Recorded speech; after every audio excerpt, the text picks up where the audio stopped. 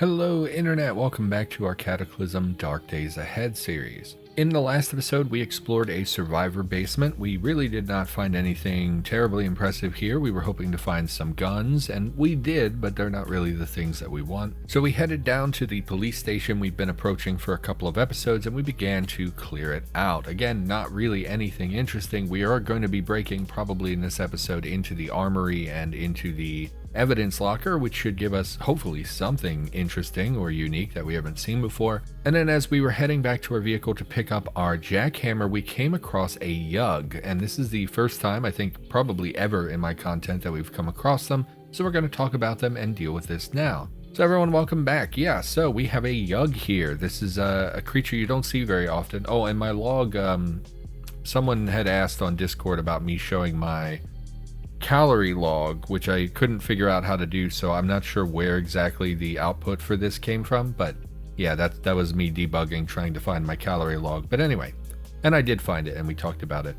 Apparently we're not eating nearly enough calories, which is not surprising given that we are, we're getting a lot of calorie dense messages. Actually, we're not. It's not bad. It's slowly improving, but anyway, it doesn't matter. So here we see a yug. It does not have a sprite.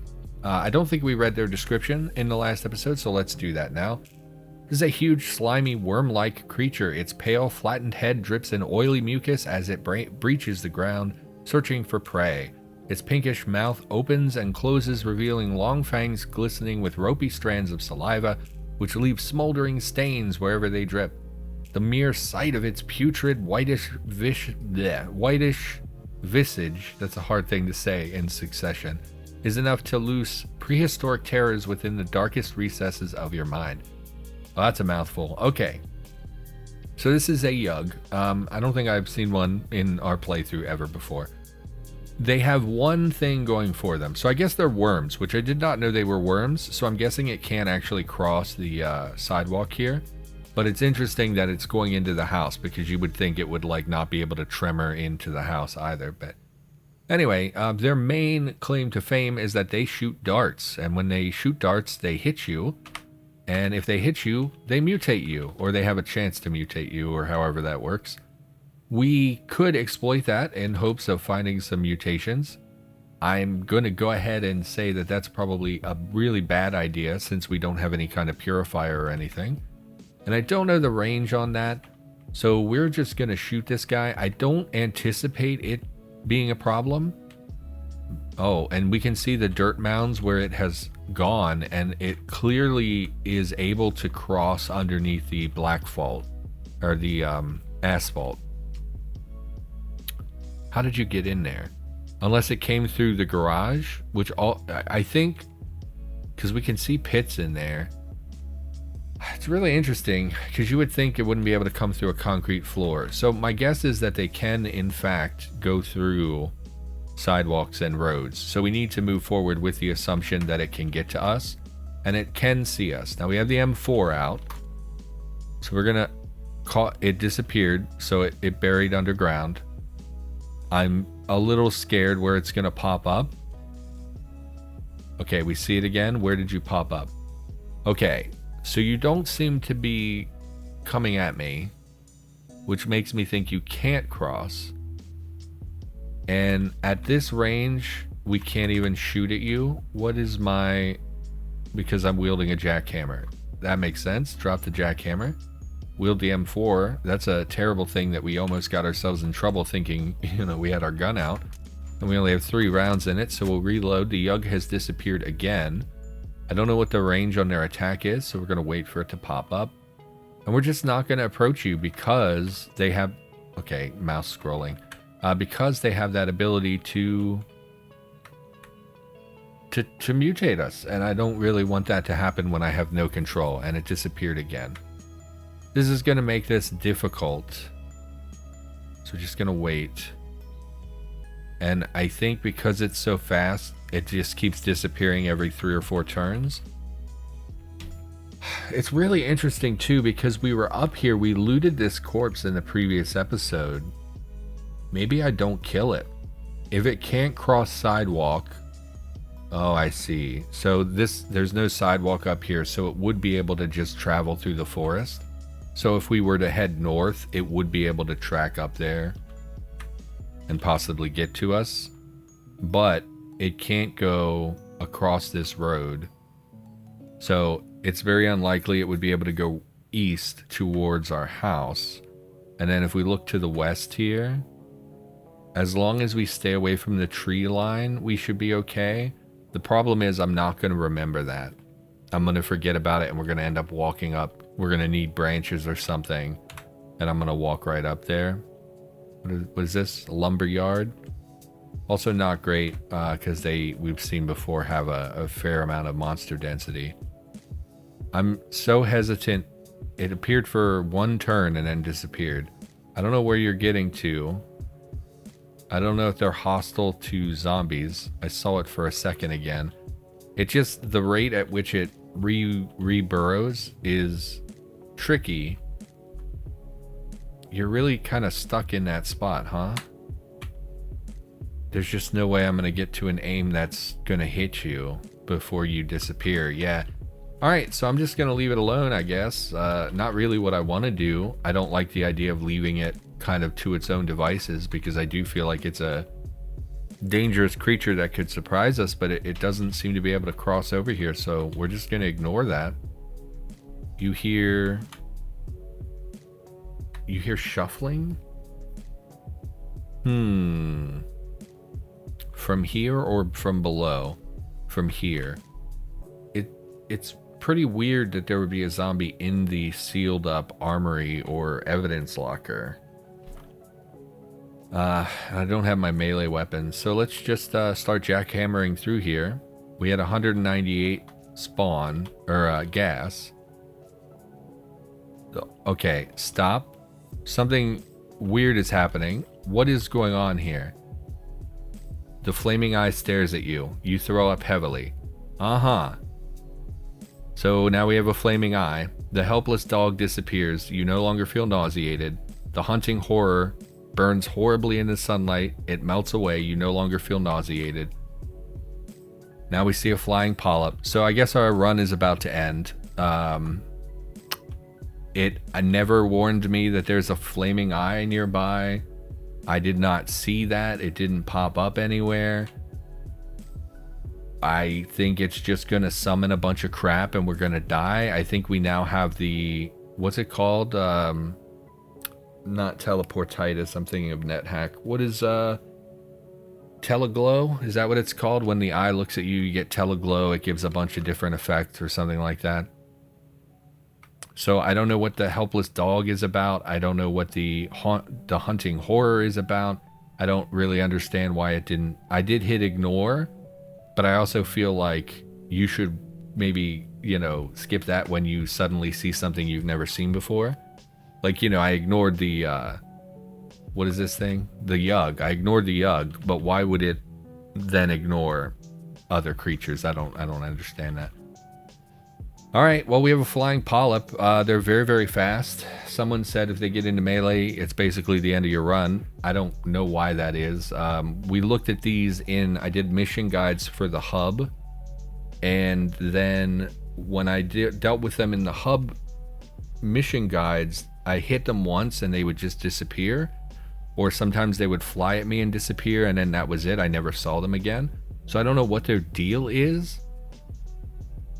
But I really hate when stuff like this happens, because now we had a plan. We were settling into this town. We were finally exploring. We were excited to get exploring and experience the game again instead of just driving constantly.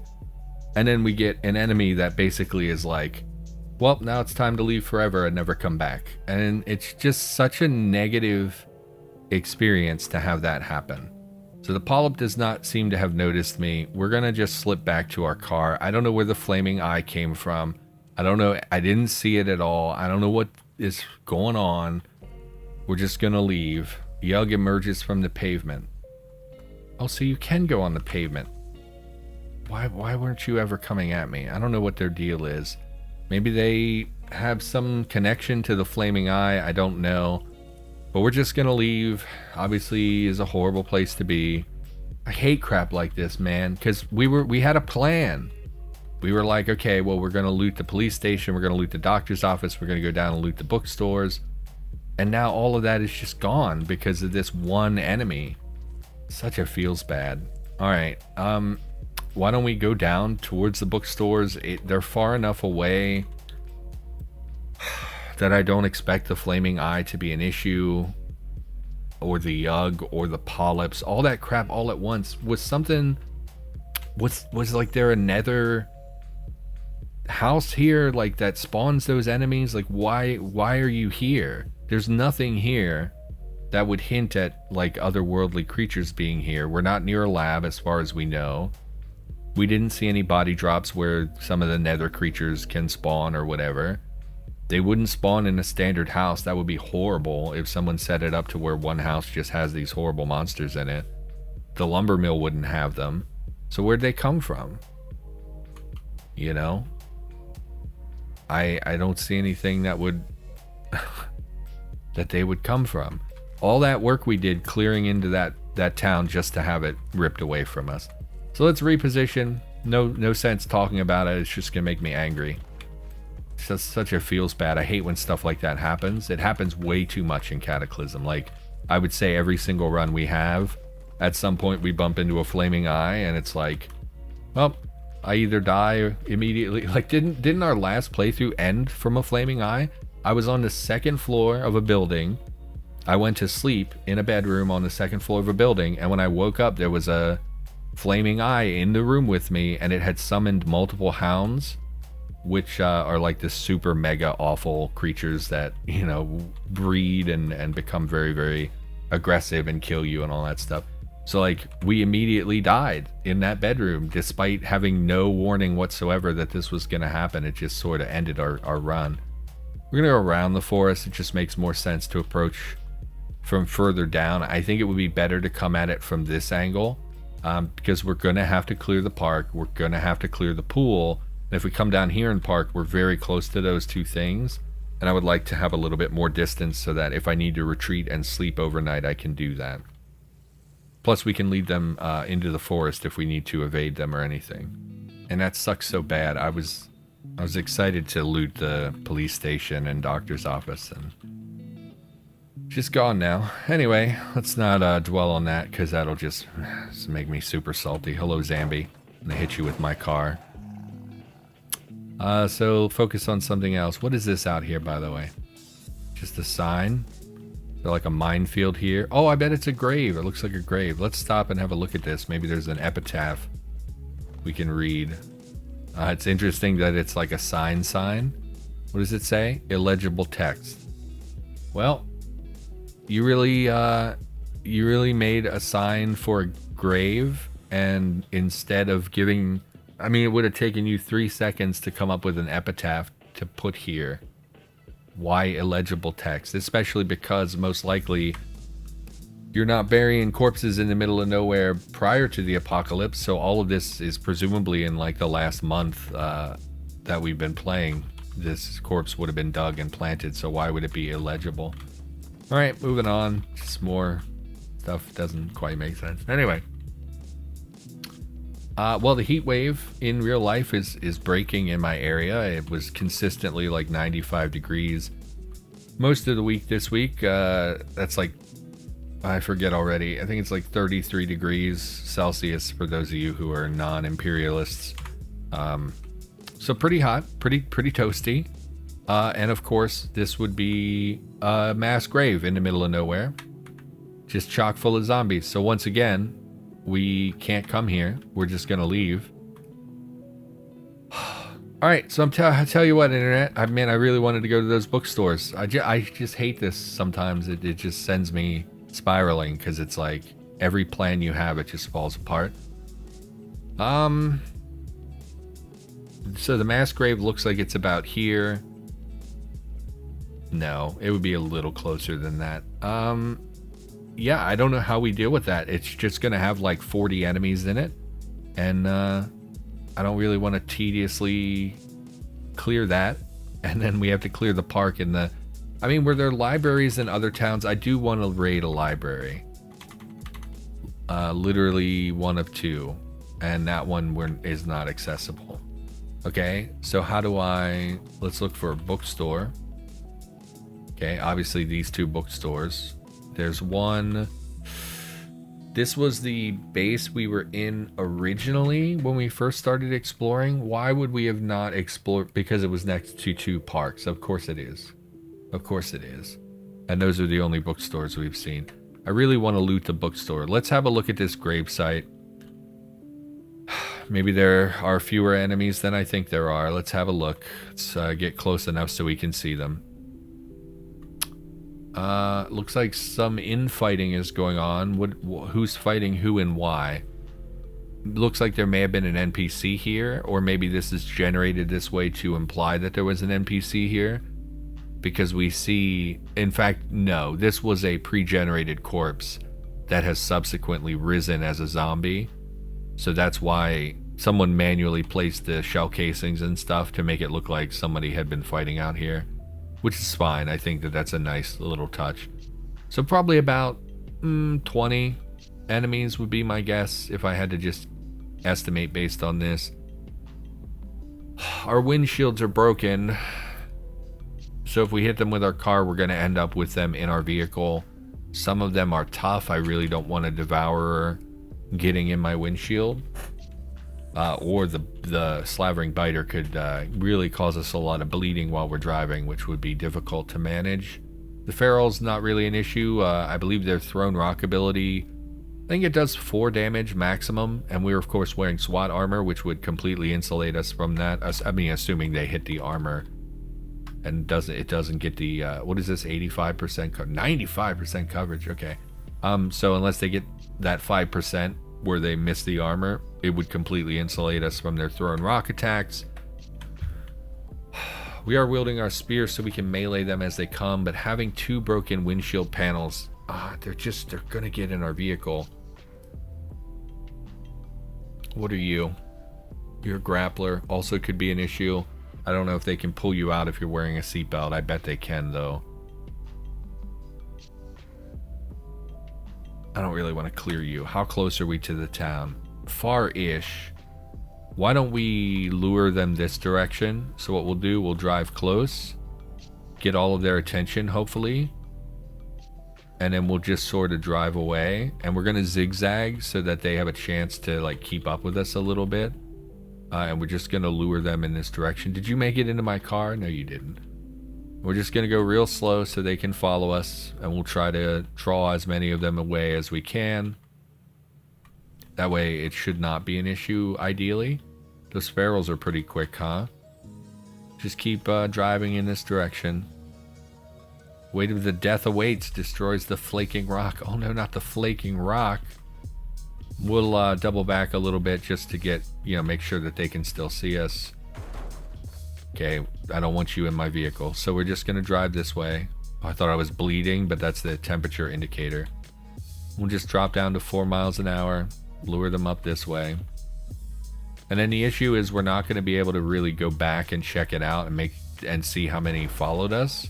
You hear crash. Did you make it in? I'm really nervous they're going to make it in my vehicle. And at this point, we'll just make a big loop and head back, and then we'll hit any that we think have remained. But this is the best I can do, really, other than driving over them. But it really is a concern. Like, I know it might not seem like it, like, oh, you have 2 broken windshields, what's the big deal? But the reality is, we could get 3, 4, 5 of them in our vehicle all at once because of our windshield condition. What is this? It's a radio tower. We should have climbed that before we did this with them, because there could be a survivor telescope and stuff up there. That's okay though. Now we're going to give it a wide berth so that we don't hopefully lure any more of them in this direction. And we'll just wrap real wide and we'll head back down and see, maybe, there probably will be a trail leading back to the grave. But this is still obviously better than trying to kill every single zombie that was there. Okay, and we're seeing some of them. Yeah, a lot of them barely moved at all. Yep. Like a huge percentage of them. Why did you not follow me? I was going so slow. I was zigzagging, so you should have been in vision range of me that whole time. And I really don't want to hit, I don't want to hit the bloated zombie with my car, because then we'll get gassed and it'll destroy our strength and make us really bad at, yeah, they barely moved at all. Why? Like the headless I get, you know, right, it doesn't have vision really, but all the other enemies clearly saw us and could have followed us, and we have probably 15 of the 25, if not more, clearly did not get lured away. So we'll try again. Let's once again we'll just make some drive in here, hopefully keep their attention. Unfortunately it's gonna pull some from the other side as well as we go, because the ones that did follow us, like the dogs and stuff that were very fast, they're still gonna be over here, so we're gonna have some issues with you know, trying to avoid them. The flesh raptors also are very, very fast. What oh, you are the flesh raptors? Yeah, so they're a little bit something we need to be mindful of, because if we go too slow we will inevitably get them in our vehicle. We're gonna do the same thing. We're just gonna head off in this direction. And we'll make a big circle again. And we'll head up north. And yeah, hopefully they migrated further over. We are tired now. That dog followed us all the way up here, huh? I will give you the honor of death, zombie dog. Yeah, I don't know, internet. Every time I have a plan in this game, my plan changes. Looks like we have... Why are you in the woods here, spitter zombie? Why didn't we see them before? Spitter zombie, not super dangerous when you're in a vehicle. I'm guessing there's probably some body drops that were here, because it's one of the places where spitters can manually spawn, and it doesn't necessarily look like these have upgraded, so I'm wondering if it was a manual spawn. We'll ignore, we're not really concerned at all about this. I'm just surprised we didn't see them the first time. Maybe I wasn't paying attention. Do not hit the boulder. And we'll come down. Hopefully this time we've lured more of them away from the gravesite. Okay, some of them remain, but this was a much better pass. Looks like there's only 3 or 4 of them left. If we get out and we shoot them, there's a good chance that they end up drawing the horde that we lured off. But the benefit of this is that we've lured them away from kind of this grave area, so that if we park down here, we're much less likely to draw enemies from there as we progress into the town. So I think this is fine. If some of them follow us, we will kill them. We just want to make sure we're a fair distance away from where the others were lured before we pop out and start shooting. So at least we cleared this. I still don't have a huge plan here. Shocker zombie's pretty good though. So I guess we park here. I really don't know how to deal with the park and the pools. There's going to be so many enemies at the pools. But we'll make a go of it. Let's pop out, see about killing this shocker zombie. Maybe we can get some CBMs here. I mean, not like we have found a lab this whole game or anything. You are a shocker zombie. You just share a sprite with the zapper, I guess. So we need to be mindful.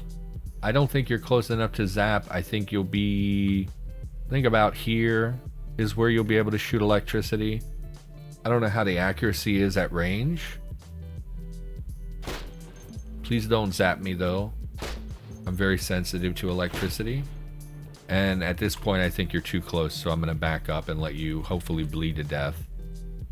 Actually, we can just pop another round. Oh, did it malfunction? Oh, it bled to death. It bled to death while I was waiting to shoot it. Okay.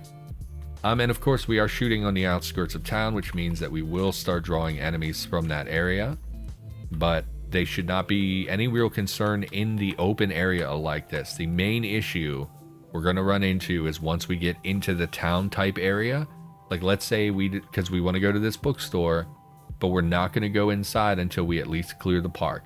And in order to clear the park, we're probably going to make so much noise that we're going to have to clear the pool as well. This one maybe is far enough away where we won't have to do that. But once we get up here and we start popping off rounds, let's say to clear the park, they're gonna follow us back to our car. And so we're gonna have either a lot of kiting to do, or we need to figure out a way to break them up so that they can only come at me, you know, a couple at a time. And once we get eyes on the park, we'll know better what's going on. Like I said, there was a nerf to parks, not super recently, but that nerfed their monster density by like half. But we drove through this town before that change. So my guess would be, because we came up through here, this one will have the old density because it was generated prior to the change. And I think we went up this way.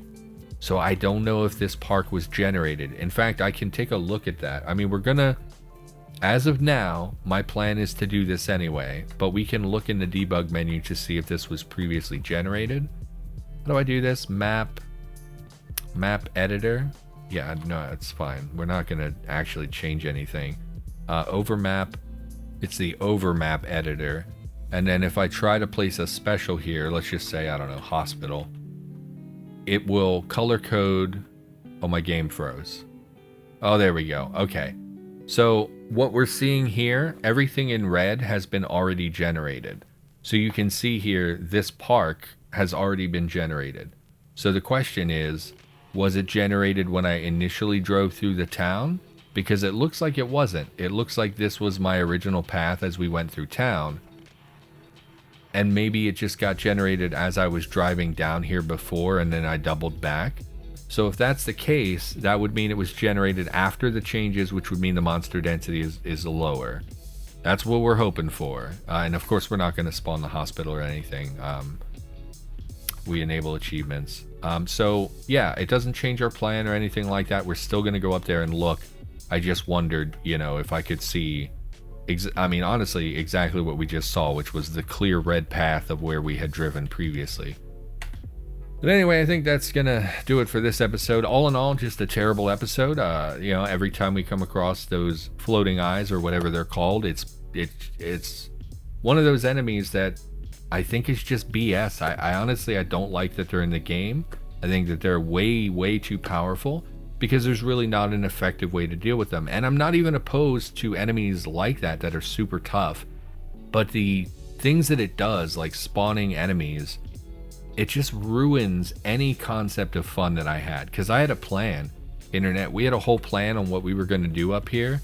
And it's just ruined because of one creature getting spawned. And I just don't think that that's a good mechanic to have. Just like when you find a sulfurous anthill, I don't like those because when you find them, you basically just move on. Or here we have a slime pit. Same thing. If you find a slime pit, there is nothing you can do about it. You just leave. You're never going to fight every slime at the slime pit, right? So I don't know. I hate those kind of game mechanics that we have because I just think that they suck the fun out of the game. And I was excited too. I really wanted to loot that police station. Anyway, all right. Well, we're going to call the episode here. We'll figure things out in the next episode. But yeah, huge disappointment. So everybody, thanks for watching, and I'll see you next time.